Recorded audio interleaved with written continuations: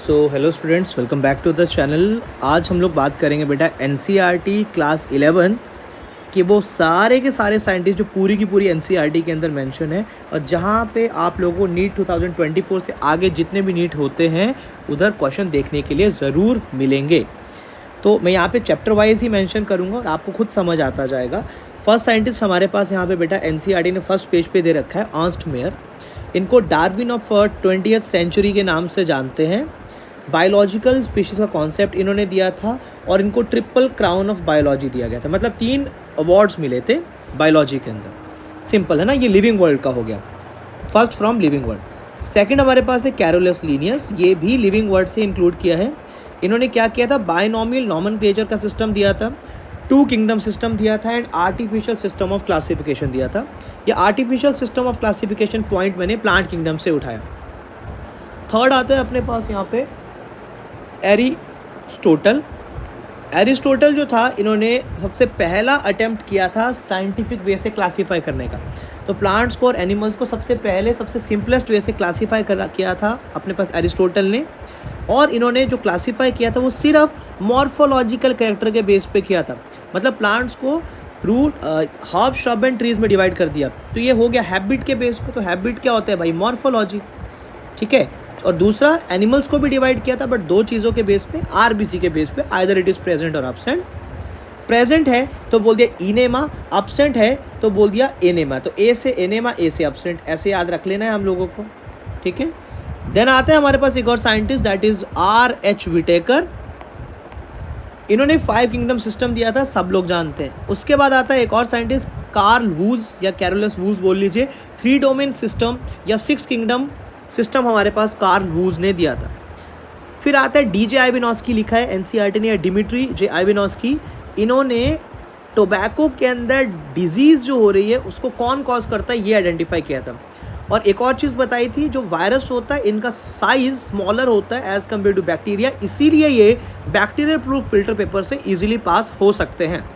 फिर आया साइंटिस्ट अपने पास M.W. बीजनिक। इन्होंने टर्म दी थी वायरस, क्वेश्चन आता है who coined the term virus, M.W. Beijerinck. एक और टर्म दिया था, contagium vivum fluidum, that means infectious living fluid. इसी बायोलॉजिकल क्लासिफिकेशन से एक और साइंटिस्ट था W.M. स्टैनले। इन्होंने बोला था वायरस को क्रिस्टलाइज कर सकते हैं, मतलब क्रिस्टल्स बन सकते हैं। क्वेश्चन आता है क्रिस्टल कौन सा पार्ट बनता है वायरस का, प्रोटीन कोड बनता है। प्रोटीन कोड को क्या बोलते हैं, कैप्सिड बोलते हैं। और कैप्सिड किससे मिलकर बनता है, कैप्सोमियर से। Very simple. T.O. Dinar scientist है जिन्होंने वायरॉइड टर्म दी थी। फिर आते हैं हम लोग प्लांट किंगडम वाले कुछ साइंटिस्ट, एक ही दे रखा है एनसीईआरटी ने यहाँ पे, George Bentham and Joseph Dalton Hooker. इन्होंने नेचुरल क्लासिफिकेशन सिस्टम दिया था, याद रख लेना है। आज भी फॉर हर्बेरियम, हर्बेरियम आप लोग जानते होंगे, ठीक है। हर्बेरियम के लिए, हर्बेरियम बनाने के लिए आज के टाइम पे भी Bentham and Hooker system of classification को यूज़ करते हैं। फिर आता है सेल बायोलॉजी का एक साइंटिस्ट G.N. रामचंद्रन, याद रखेंगे। इन्होंने प्रोटीन की डिटेल को स्टडी करने के लिए एक प्लॉट दिया था जिसको बोलते हैं रामचंद्रन प्लॉट। और एक और चीज़, इन्होंने कोलेजन प्रोटीन का नाम सुना होगा, उसका हेलिकल स्ट्रक्चर बताया था डिटेल में, और वो भी ट्रिपल हेलिकल स्ट्रक्चर। फिर आते हैं रॉबर्ट हुक, सब लोग जानते हैं डेड सेल डिस्कवर किया था या सेल डिस्कवर किया था। कहाँ से डिस्कवर किया था, बार्क ऑफ ट्री से, और कैसा दिखता था, honeycomb like structure. Then we one other scientist Anton von Leeuwenhoek, सबसे पहला लिविंग सेल इन्होंने स्टडी किया। न्यूक्लियस को स्टडी करने वाला रॉबर्ट ब्राउन था, आप जानते हैं। मैथियस श्लिडन एंड थियोडोर श्वान, इन दोनों ने मिलके क्या दिया था, सेल थियोरी दिया था।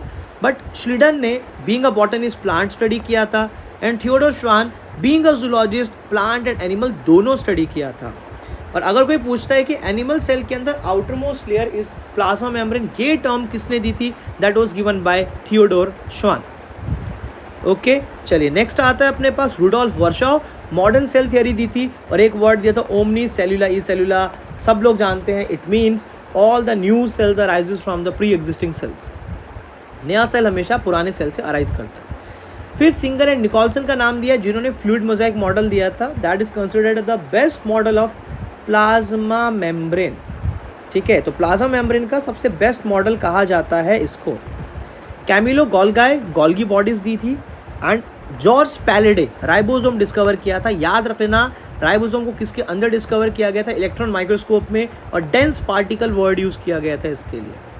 न्यूक्लियस के अंदर का जो मटेरियल होता है उसको बोलते हैं क्रोमैटिन, और उसको स्टेन किया गया था एक बेसिक डाई से, बट किया किसने था? फ्लेमिंग। ये था सेल बायोलॉजी का। Then move towards the plant physiology. यहाँ पे कुछ साइंटिस्ट हैं, मेल्विन कैल्विन का नाम दिया, C3 साइकिल का नाम सुना होगा, ठीक है। और प्रिंसिपल ऑफ फोटोसिंथेसिस, बोले तो फोटोसिंथेसिस में कैसे डार्क रिएक्शन काम करता है उसके बारे में भी मेल्विन कैल्विन ने बताया था।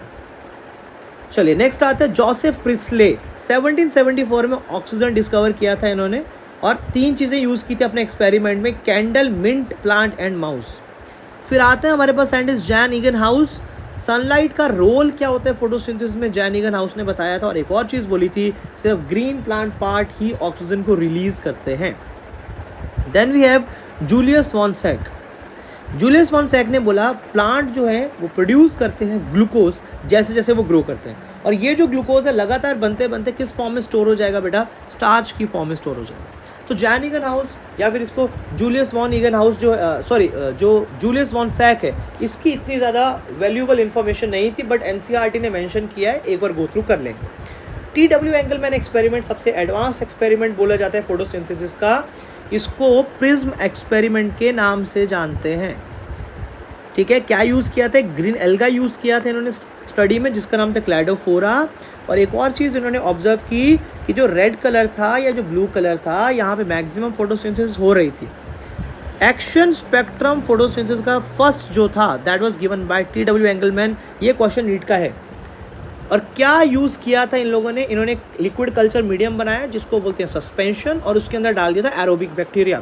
सो we can say TW Engelmann ने जो एक्सपेरिमेंट किया था दैट वाज प्रिज्म एक्सपेरिमेंट। एक ग्रीन एल्गा यूज़ किया था क्लैडोफोरा, लिक्विड कल्चर मीडियम के अंदर डाल दिया था, और उसमें और क्या प्रेजेंट था? Aerobic bacteria. कौन कौन से कलर में मैक्सिमम फोटोसिंथेसिस थी? Red and blue. फिर एक और साइंटिस्ट आया, बहुत ज़्यादा डिटेल इन्फॉर्मेशन दिया था इन्होंने, कॉर्नेलियस वैन नील। इन्होंने green and purple sulphur bacteria के ऊपर स्टडी की। इन लोगों ने कहा कि नॉर्मल जो बैक्टीरिया होता है उसमें H2O के टूटने पे ऑक्सीजन निकलती है, but green and purple sulphur bacteria में H2O होता ही नहीं है, H2S होता है। इट मीन्स H2S के टूटने पे सल्फर रिलीज होगा। तो sulphur is an oxidising agent in case of green and purple sulphur bacteria. और एक और चीज़ बताई थी कि ऑक्सीजन जो है वो वाटर की स्प्लिटिंग से निकलती है।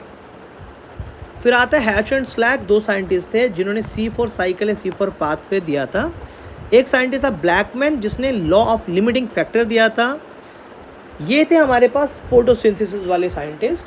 नाउ अब हमारे पास जो साइंटिस्ट है ये हमारे पास बिलोंग करेगा, आप खुद समझ जाएंगे अभी, ये हमारे पास बिलोंग करेगा बेटा रेस्पिरेशन इन प्लांट से।